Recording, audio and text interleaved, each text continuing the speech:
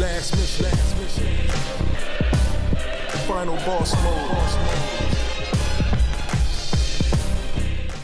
Yeah, what's good, yo? Welcome to another episode of Real Talk, where as always, if shit's real, we talk about it. I'm your host for tonight, Pat Scopia, the New England representative, and as always, I got my man with me. I'm gonna let him introduce himself. Yeah. What it do is LB, Lauderdale Boss, aka Shutterworth the God, the GOAT artist, RingGangRadio.com in the building.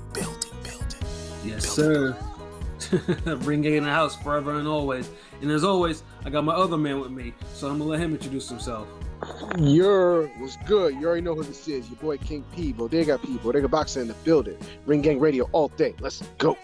Hey, Bodega P, straight from the sewer tonight. And you are in the sewer tonight. You know, you doing your crime fighting thing, of course. You know, keeping the cities and the streets safe from all types of weirdos out there. And, you know, niggas that control rats, all types of shit, nigga. Everybody's getting the Yildirim treatment today. Hey. Oh, what the 1, 2, and they knock down, they fall down, like yes, they all falling down like a bunch of Yildirim. And they out of it for the rest of the fight. Yeah, throw in the towel. Yeah. Then I seen like what was the whole fuckery with like how come they scored it as a 3rd round KO and not the 4th? Like that doesn't. I have no idea because I thought that technically the 3rd round was over. That's what I'm saying. Look, bro, I am so glad I put money on the 3rd and the 4th for the knockout. Mm-hmm. Cause I knew some type of fuckery. Cause you know how pissed you would be if you would have did it for the 3rd. Mm-hmm. Yeah, the niggas would have said the 4th. Yeah, he'll be on some bullshit. That's why it's like unless you do the over unders. I think for that fight was 4.5. So if you did the over unders 4.5, then you would be good. You know.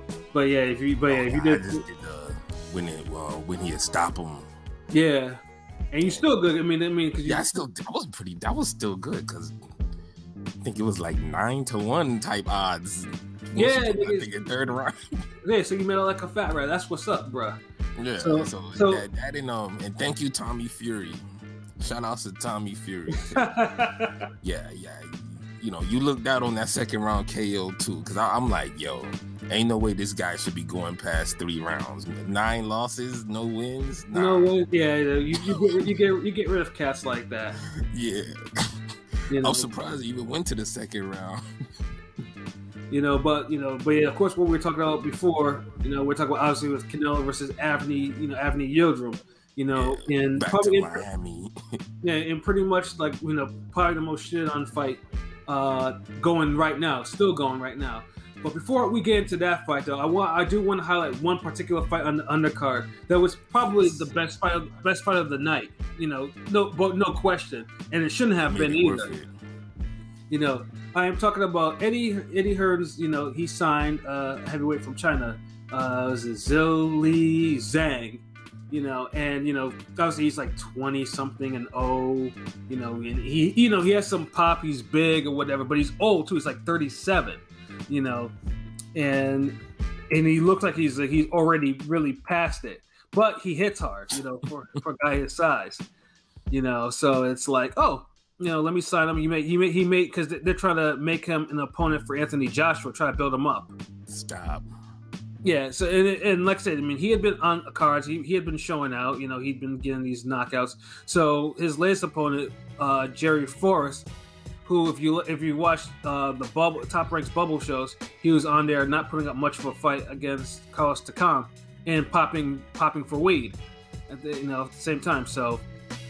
I was already not feeling. I was like, yeah, this shit's probably gonna be a wrap, early, and it actually looked like it was gonna be a wrap early, I mean, Zhang, Zhang knocked him down in rounds 1, 2, and 3. I think one of the ones was probably one of the cleanest right hooks I've ever seen. Like he hit him like on the point of the jaw. Like usually shots like that, fighters don't really recover from them like that. Yeah, that right hook was serious. It's like. You know how like when a chimpanzee, an animal, like rips something face off? Yeah. Like one of those type of shots. Yeah, and I was just like, oh shit. I was like, yeah, this is gonna be a short night. But two things happened. One, Zhang after like 3 rounds was like he was tired, like he was labored and shit. And then Forrest somehow was able to weather the storm and was actually taking it to dude. Like, Forrest was cagey as hell. Like, he weathered the storm, and he barely weathered the storm. Let's stress that. He barely weathered the storm. Yeah, like he went to Zhang's body, and Zhang got more and more tired and affected. Like, and then he was doing all this leaning because he had no energy. He was leaning on dude, and the ref. It took the ref until the 9th fucking round. I think the 9th round to actually take a point away. And I didn't he needed 2 points. Yeah, and then in the 10th round though, Zhang looked like he was ready to go. Like he was like probably another 30 seconds, and he would have actually dropped. Yeah. But the worst thing was Forrest just wasn't giving himself enough space to actually do work because he was allowing Zhang to fall on him. Forrest was tired too. I think those knockdowns took a lot out of him, but. If you made it that far, you got to finish the job. Like, he had a chance to actually stop Zhang. Yeah. And he didn't. And it cost him the fight. But him getting a draw was a victory in itself. Because how many times do you see someone get dropped the first round, second round, third round? And this is and get a draw. And get a draw. And this is a 10-rounder, too. Like, Yeah. Yeah, the funny thing is too, and if Zhang didn't lose the point, I mean, Zhang would have won by a split decision, pretty much.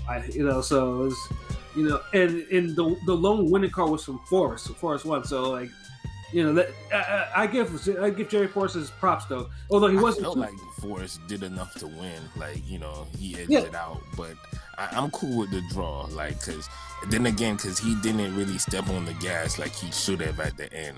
Right. He needed an exclamation point. Yeah, like the point and a knockdown, he wins. Yeah, absolutely. It was that close, man, and it was one of those rare fights that I was screaming at my TV. I was like, "Go after him!" Like, I was like, "Yeah." Forrest was frustrating as hell. Like, I think he's gonna look at that fight and people are gonna be like, "Damn, man, you could have did a lot more." But him just making it such a fight to that moment, I guess people might just be like, "Hold on, chill." Yeah, and the funny thing is, he wasn't too tired enough to actually to do a backflip afterwards. Shit. Exactly. The one time I ever agreed with, I think Mannix. Yeah. When he said, you could have saved that for some more punches. Like. Yeah, I'm saying, right? Like, you got a bout that could change your career, and you worried about a fucking backflip afterwards. Like. Yeah, I'm saying, like, you're stupid. But even then, I mean, a draw is good because, obviously, because Eddie can't have another repeated upset of one of his fighters, especially a fight that probably that's not even signed to him. That's why you don't let it get to the judges' hands. Forrest.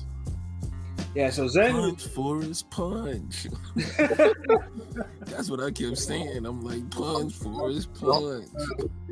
And another random thing that I noticed, like, I just saw... that Zhang is actually trained by Sean George, of all people. Now, Sean George, of course, he's known for knocking out Chris Bird, when Chris Bird was pretty much used up. Chris Bird would have beat this dude's ass that night. Yeah, Chris Bird would have stopped that night. Yeah, and I was like, wow. I didn't even recognize him. I was like, oh shit, Sean George, like he just disappeared, and now he's a trainer. Go fig. Isn't Zhang a medalist? Like, didn't he win a medal in the Olympics? Because I think I remember them saying something about. I think I heard something about that. Like he was. I heard them mention it too, but I'm not sure. A silver. I think he won like a silver medal, something like that. He won a silver medal because in 2008 he won a silver medal. Something about those 2008. Olympic medal winning heavyweights. 2008 felt like so long ago.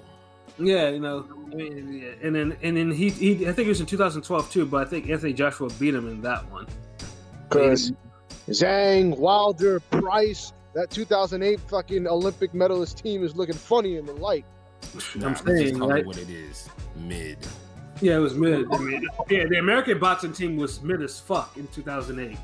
You know what I mean? So, You know, there was that was the first time that, you know, America was kind of like, we didn't do shit in the Olympics for boxing, not one bit. I kind of stopped following after '96. And the funny thing is too, 2008 still had some champions, you know, but they just didn't do shit in the Olympics. Yeah. Yeah, it's a damn shame though. But Zhang though, I mean, there was something else that also happened after the fight, because, you know, like when you watch the fight, you know, Zhang was like basically had to be like, he had to be supported, you know, to be taken back to like the, you know, to the dressing rooms or whatever. But apparently he had to be sent to the hospital afterwards, because dude was, apparently he's anemic, he was dehydrated, and he had renal failure and high enzyme.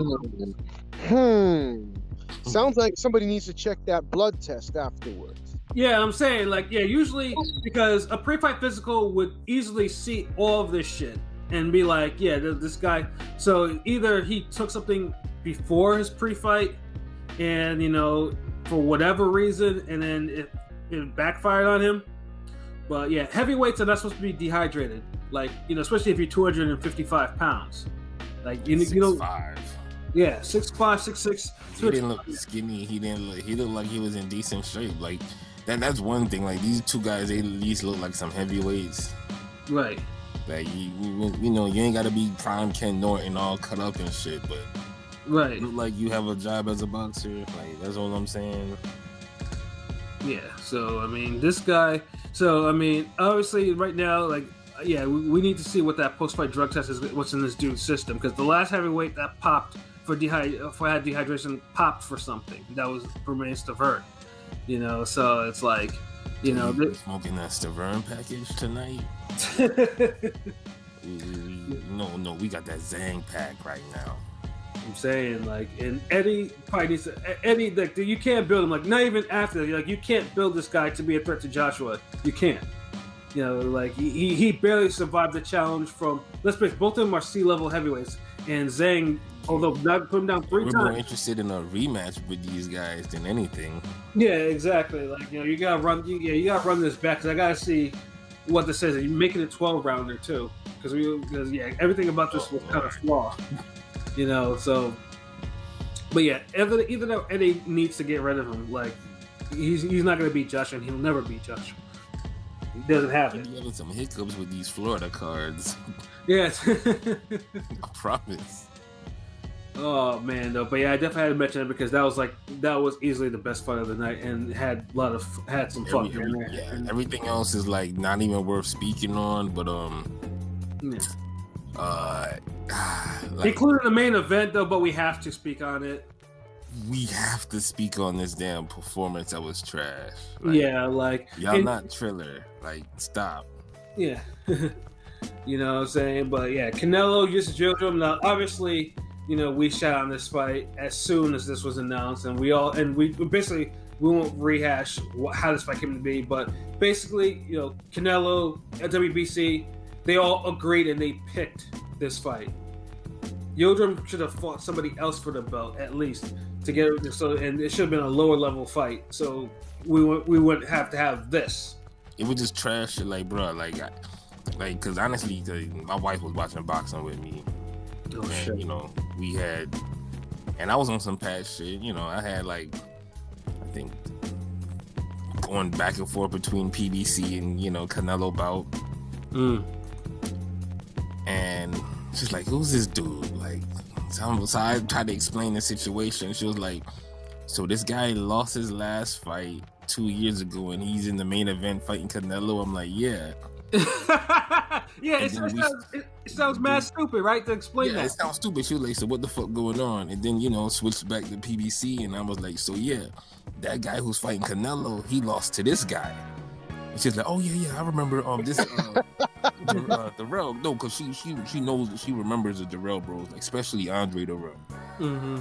She's not too familiar with Anthony like that, because it's like both their careers kind of kicked in at different times. Mm-hmm. So she was like, yeah, like damn. She was like, damn, why he look so mean? I'm like, you know, that's how that nigga be. So she was like, okay, so if the guy Canelo fighting lost to him, how come he's not fighting Canelo? And I was like, you know why? Because he lost 2 years ago too. Yeah. So she was like, what the fuck? And I was like, and guess what? This is for an eliminator. She was like, oh, get the fuck out of here. I'm done. Yeah. Sometimes it's sometimes to explain fuckery to the casuals, you know, or advanced casuals. Sometimes though, it's not. It makes yourself like, it makes you like sound stupid, you know. Yeah, exactly. Yeah. My wife is more like an advanced casual. So yeah. If she could see like that, damn, like y'all got 2 cards split up for no reason. Right. Yeah, and they're all mismatches, and we'll talk about the PBC card in a little bit on that one. But exactly, but all this mismatches. Yeah, but this one was a true mismatch because they're trying to sell this shit too. Avni Yildirim, oh, he's with Joe Diaz. So yeah, he changed his whole style and shit like that. And I'm just like, oh boy, this is gonna be good. It doesn't matter who he was with, them. Julio Diaz, Joel Diaz, Felix Diaz. He could have had the whole Avengers team with him. Wouldn't have made it different. Yeah. Like this nigga got into the ring, you know, at Yildirim, and was, you know, as soon as he felt some body shots, he turned gun shy. Like he didn't even attempt to even make it dirty. Gun shy, like yeah. There was like no type of urgency with the dude. Like, you know, I'll have more respect for a guy like Gavin Reeves going against Broner. Like, he knows he's outmatched, but he's like, fuck it. And he just went balls to the wall, landed a few decent shots, and got stopped. Yeah. You know, I could respect that, but, you know, going for 3 rounds and not really doing anything and getting beat up and just blasted out, nah. Because it's like, you kind of wasted everybody's time. Yeah, not a guy thing. Like, yeah, once he got dropped out 1-2, yeah, dude was just like, okay. Yeah, he kind of packed it in and he just took a beating. Like, in funny things, after the 3rd round, like, Joe Diaz is like trying to get him. It's like, if you don't look good, I'm gonna stop the fight. And this dude looking there with the 1,000-yard stare on, like he couldn't, like he wasn't understanding what the fuck the nigga was talking. You know, it's like, yo, you gotta show me some life, Avni. You know, and then of course, like, and then after, okay, he's going forward, he's gonna take another bit, and then the ref like waves it off. I was like, it was like trash. Like immediately, I was like, nigga, trash. You know what I mean? Like I was like, get the fuck out of here. Like it was like, and Avni Yildirim got paid $2.5 million for that. Oh man. You know what I'm saying? Like after taxes and everything, and trainers, he'll probably walk away with a clean $1 million. Yeah. Clean $1 million. Yeah, and he really should never. And honestly, this should be. Avni Yildirim should never be in a big high maintenance fight again, like ever. Like, you know, like he needs to. It was a waste of time for everyone. Like, you know, WBC had the nerve to be like apologizing, like, well, you know, we have to look into things. I'm like, yeah, you're the ones who proved this shit. You had all the power. You could have vetoed this shit. I mean, you're the guys who put him in this mandatory spot. Exactly. He didn't deserve it. Now, yes, it was fuckery. You could have ordered the rematch with Darrell instead of putting him as the mandatory. But I mean, this is a WBC thing. Like, this is a typical WBC thing. When a guy fights for a title and loses a close disputed decision, whatever, they always put him at the top of the list again at the WBC rankings, like no matter what. Yeah. And then when you add Canelo into the picture, it's like all objectivity just thrown out the window. It's like, damn, how can we look, you know, like we're a noble cause and dick ride Canelo and don't make him angry, but don't make the fans angry that much, because the fans are going to be angry no matter what. Of course. Yeah, they're playing a dirty game. And then the funny thing too is, obviously you have your Canelo fans. Well, this is a Mando. I was like, worst Mando is Wade, Dominique Wade. Yeah, like, you know, Triple G had Mandos. You know what I'm saying? Like, yeah, no one want to hear that shit. Yeah. I don't shit on any mandatory. A mandatory is a mandatory. You got to do what you got to do. It sucks, but it's a necessary evil. I don't care who it is. This one just gets shitted on because the whole circumstance around it was flawed. Like, you know. Yeah. First of all, Canelo should have never been involved in that situation at all. Like he was. He shouldn't have been able to just jump to the top of the list to get the WBC belt that Benavidez lost. Like, yeah, that was the biggest thing. That's really the fucking shit. The gripe that I still have. Yeah, because it was bullshit. Cause, if you point it out, people gonna say you salty and you're a Canelo hater, but and I actually like Canelo. Like, but like this is typical. This is we blow Canelo. Yeah, like people don't ever want to just be real and be like, look, okay, he's a top pound for pound guy. He's number one. He's solid. He's skilled. This, that. But he be on some bullshit. Like, yeah, big time. You know, it could be both. Like, it's like nobody ever had a problem calling both for anybody else. When Floyd was at the top, it's like, you know, people would label him runner, this, that. But then, you know, you still got to recognize the skill. Pacquiao, same thing. Fucking, but Canelo, it's like, nah. If you say anything bad about him, no. Yeah. And the funny thing is too is like, bozo, no. And there are people that were getting aggravated, like, you know, people that get, it was like, well, what? So why are people giving Canelo such a hard time about this fight? You know, because first of all, it's like, I never understand like why you can't call a fight shitty. Like, there are plenty of fights that are shitty. This was a shitty fight. This is not only a shitty fight. This was a waste of time. Like, honestly, if I didn't have a DAZN subscription, I'd probably be pissed off. Like, because at least they'll just be like, it's just a poor fight, and then it just got, you know, all combined in whatever, you know, the good cards I've actually watched in the month of February. And the card itself wasn't stacked or anything put together. As soon as you had the Martinez fight fell through, it's like 90% of the card just fell apart. Yeah, exactly. You know, and it was a shame too. And of course, what I hated too, it has to be mentioned, is the damn fucking concert. Like this, they did this shit before with. Didn't they do this with Canelo Cotto too? Yeah. I don't remember. That was like 5 years ago. My memory lost me on that. That was horrible because I think wasn't Cotto with Rock Nation or some shit. Yeah. Yes. And they did the fucking concert, and there was reggaeton too, which absolutely pissed me off big time because, you know, if you were in the clubs when reggaeton was a thing. Miami had this big Latin population, but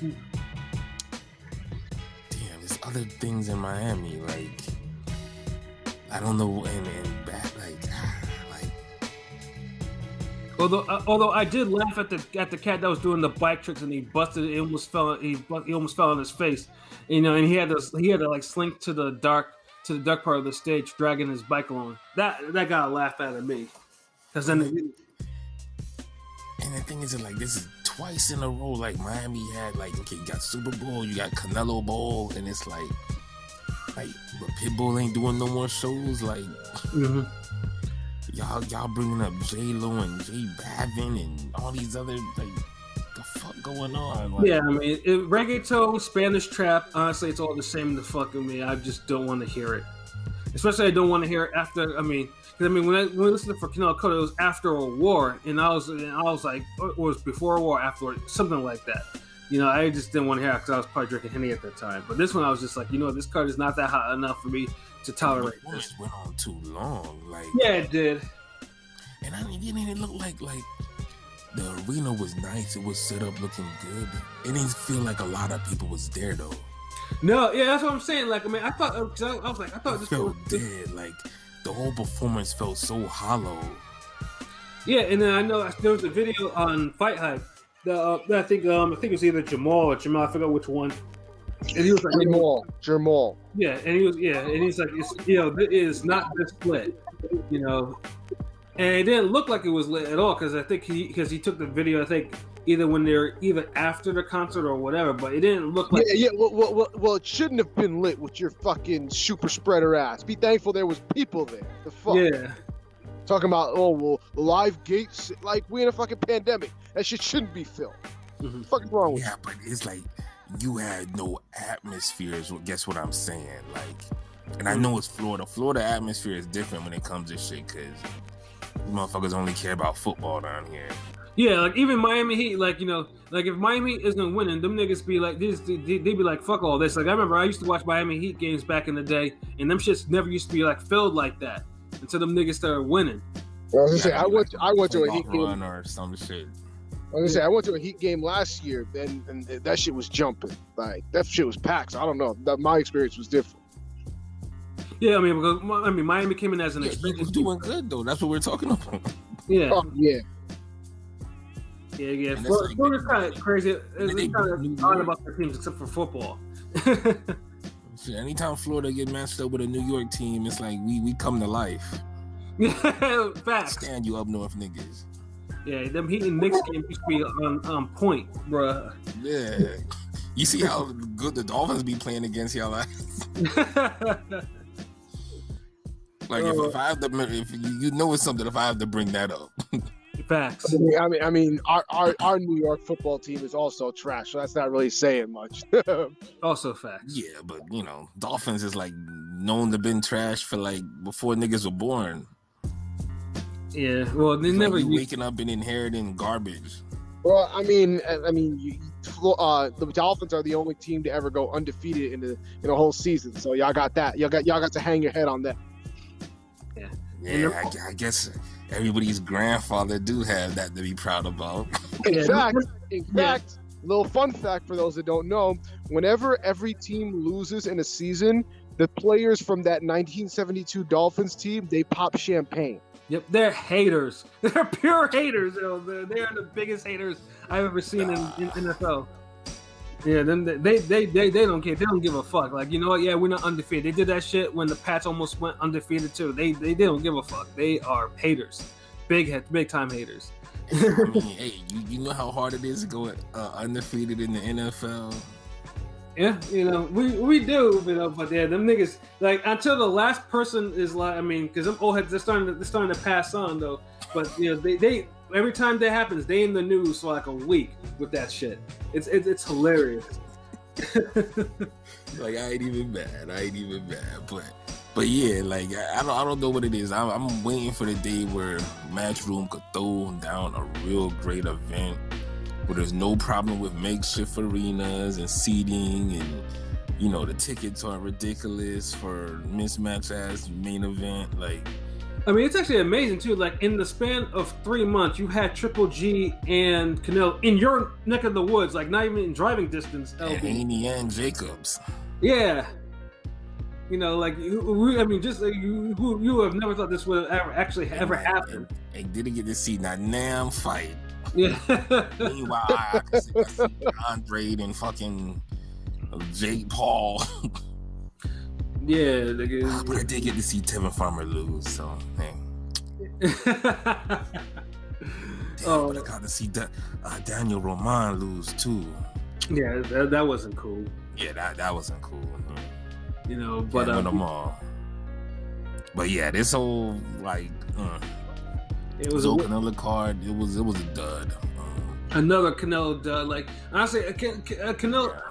But I mean, Canelo was slightly outshined by a fight on the card, which is tradition, But it just seems like this dude, like any card that this dude is on, is like it's like dud immediately. Yeah, and the whole trying to prolong it and stretch out his fucking fights to make him seem like the bigger. I mean, I didn't mind because it allowed me to, finish watching the Darrell fight, but still, just imagine if they didn't have all that mid going on that night. I'm saying, like, it was just. I mean, it was just like. I mean, of course, Eddie doesn't care. Like, Eddie's over the moon that he actually has all this shit. He actually has Canelo under contract, and and he's out of Golden Boy. So because Eddie's been over the moon, like Canelo gave him some like $300-$400 pajamas and shit. From I understand, and niggas been walking around in all like the interviews and stuff wearing it, and all in the picture. Corny. Eddie a showman, but that should come off corny though. Yeah, I get it. He's likable, got the cool character, but shit corny, man. He's not even that likable. He's high key annoying as shit. Yeah, I say likable because when you consider what we're dealing with, you got Heyman who's like Palpatine in a mysterious room or some shit. You don't see him, and you got Aram who's as old as Palpatine or looks like him. He's older than Palpatine. The fuck, and he's on his I don't give a fuck mode. I'm gonna just talk like as we'll talk later about. But yeah, he's on some other shit. But fucking Eddie Hearn is the Weasley sleazy used car salesman that can't fucking answer a question where you put pressure on him and he'll answer it in 5 different ways so you don't fucking get an answer to the question and move on. Like, nah, that's just annoying.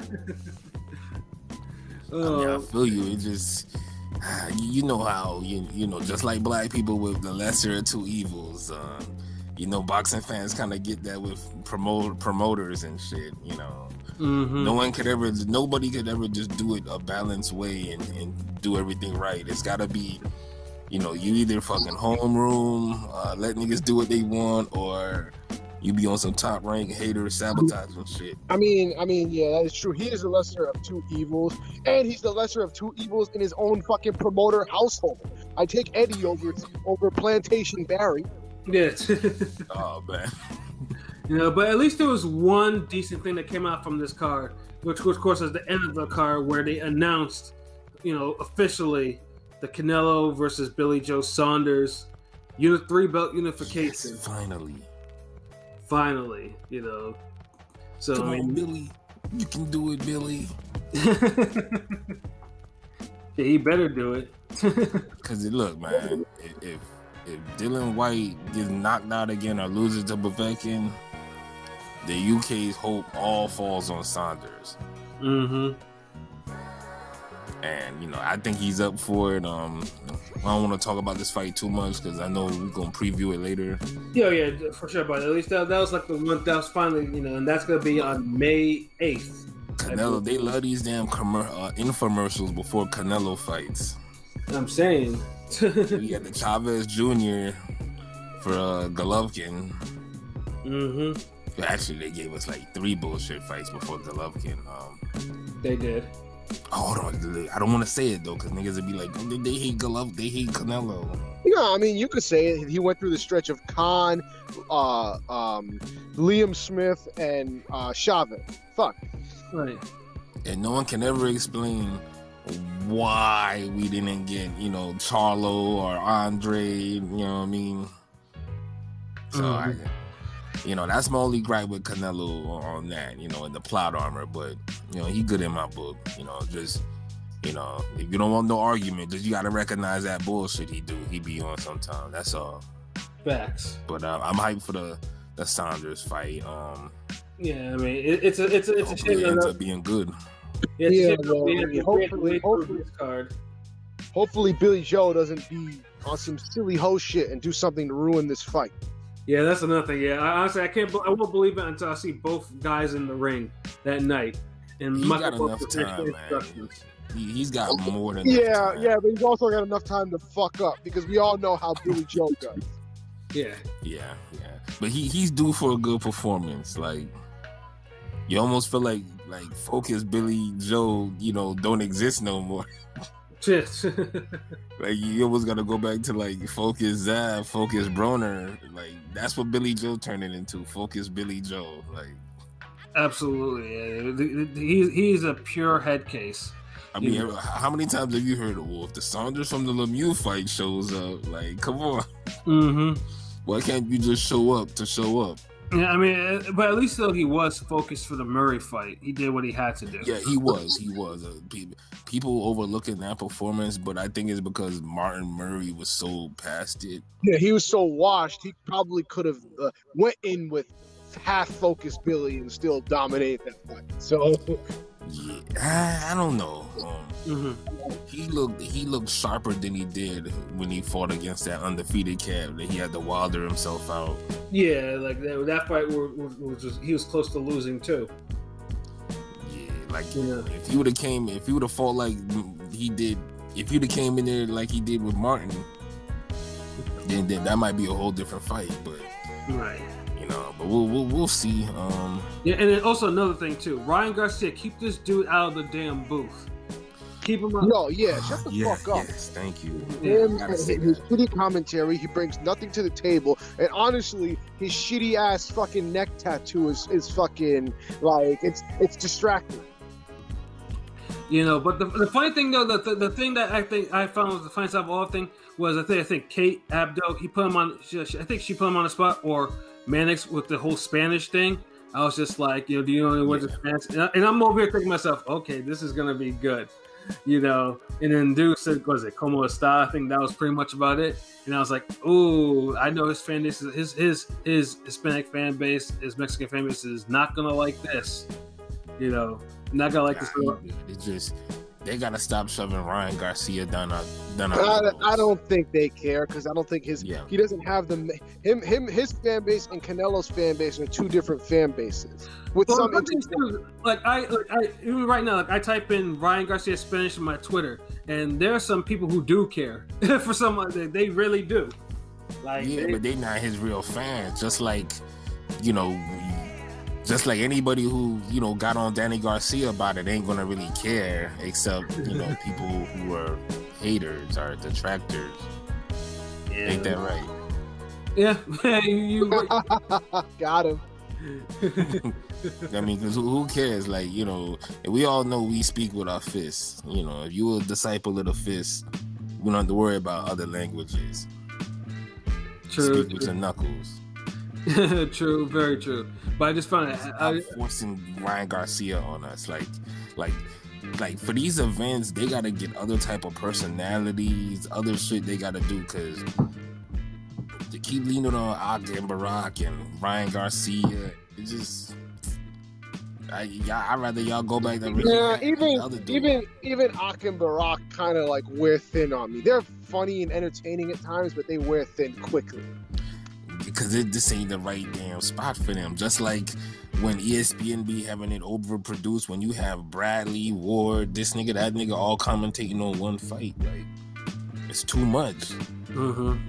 Like have some people step back. Like PBC kind of does it better, where they'll have two people speaking on a fight. One guy, he's getting interviews in the booth. Then you got Brian Kenny introducing. It's set up better. Like, everyone else kind of overproduces shit. Yeah, 15 motherfuckers about a fight. Especially a trash one. Yeah, exactly. And they had a whole bunch of celebs and fighters there that they could have actually had some people to really get some interviews. But Ryan Garcia, keep him out of the booth. Like, he doesn't have anything to say. He doesn't bring anything. It doesn't even look like he even watches boxing most of the time. It was that bad. But it was a card that was somewhat a waste of time. Canelo's not golden boy like Ryan Garcia. Why are you there boosting his shit up? Like, I'm saying, like, do you even see Canelo at other people's fights? Like, hell no. Yeah. When everybody came and see Canelo fight, fight a damn career mode fight. Like, I'm good. Yeah. Now, however, though, we do have some other interesting stuff.